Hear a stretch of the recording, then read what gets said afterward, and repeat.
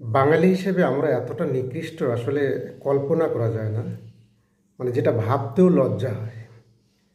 ৫ই আগস্টে শেখ হাসিনা সরকারের পতনের পরে আমরা দেখেছি একজন নানির বয়সী বা দাদির বয়সী মহিলার অন্তর্বাস নিয়ে ব্যঙ্গ করেছে আমাদের দেশেরই কিছু মানুষ নামের অমানুষ।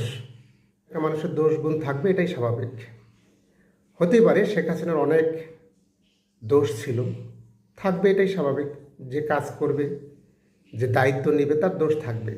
কিন্তু তার অন্তর্বাস নিয়ে এভাবে ব্যঙ্গ করা কোনো সভ্য সমাজের কাজ হতে পারে না।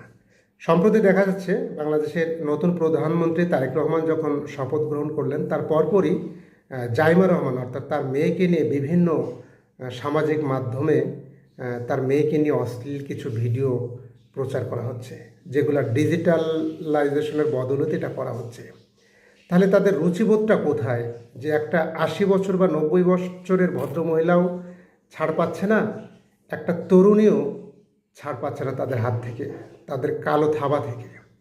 যে জাইমা রহমানের এই বিভিন্ন মানে অশ্লীল ভিডিও তারা বিভিন্ন এআই বা বিভিন্ন মাধ্যমে তৈরি করে তারা এগুলো বিভিন্নভাবে ছড়াচ্ছে, কুৎসা রটাচ্ছে।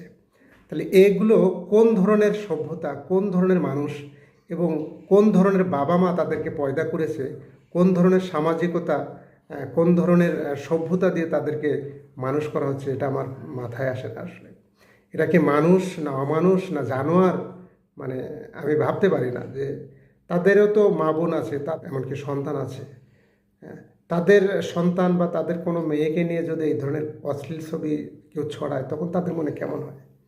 তবে মাঝে মাঝে মনে হয় আসলে যারা করতেছে ঠিকই করতেছে, এই দৃষ্টিতে ঠিকই করতেছে, কারণ যারা কুলাঙ্গার, বদমাইশ, জারজ, এদের কাছে তো সামাজিক সভ্যতা বলতে কিছু নাই।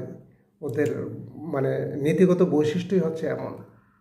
তো যাই হোক, সর্বোপরি মহান আল্লাহ পাকের কাছে কামনা করি এই ধরনের অমানসিক মনোভাব থেকে আমাদেরকে সঠিক পথে পরিচালিত করুন। আমিন।